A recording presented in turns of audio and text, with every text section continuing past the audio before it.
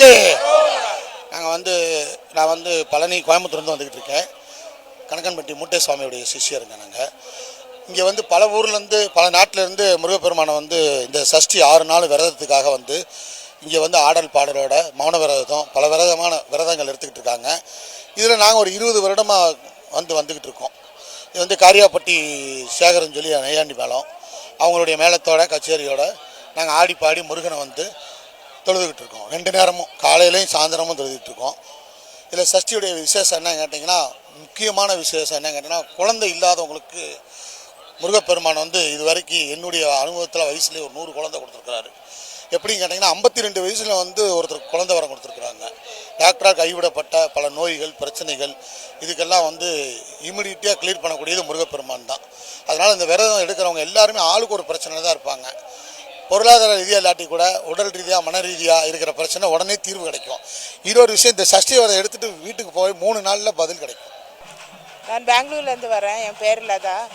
நான் வருஷம் வந்துருக்கிறேன். இப்போ 6 நாளாக விரதம் இருக்கிறேன். காலையில் ஒன்றும் சாப்பிட்றதில்ல, மத்தியானம் ஒரு டைம் தான் சாப்பிட்றது, நைட்டு எதுவும் சாப்பிட்றதில்ல. இன்றைக்கி முருகரை பார்த்துட்டு அவ்வளோ சந்தோஷமாக இருக்குது. மனசு அவ்வளோ கவலை போகுது.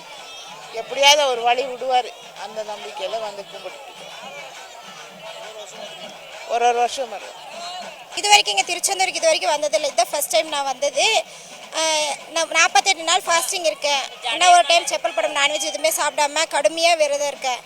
என்னென்னா அந்த கடவுள் மேலே நம்பிக்கை போட்டு ஏதாவது ஒரு நல்லது நடக்கும்ன்ற நம்பிக்கையில் நாங்கள் வந்திருக்கோங்க.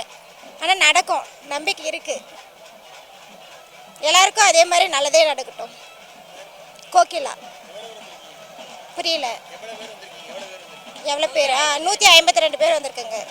நான் சத்தியமங்கலத்துலேருந்து வரேங்க.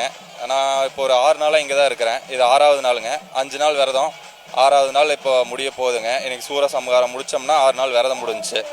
இப்போ டெய்லியும் போய் பார்க்குறேன்னு வைங்களேன், நான் அந்த விரதம் இருக்கிறதெல்லாம் அது கணக்கே இல்லைங்க. அவரை பார்த்து அந்த பிரகாசம் அந்த அருள் கிடச்சா போதுன்னு தான் இத்தனை பண்ணிகிட்ருக்குறாங்க. இப்போ இந்த வருஷம் தான் வந்திருக்கேங்க. அதனால் நல்லா திருப்தியாக இருக்குங்க, நல்லா மன நிம்மதியாக இருக்குது. மதுரையிலேருந்து வரோம். மதுரை ஆரப்பாளையம். என் பேர் அம்பிகாபதி. விரதம் இருந்து இந்த மாதிரி வர்றோம்னா கடுமையாக இருந்து வரணும். உள்ள சாமியை பார்க்கும்போது நமக்கு ஒரு புத்துணர்ச்சி வரும். நல்லா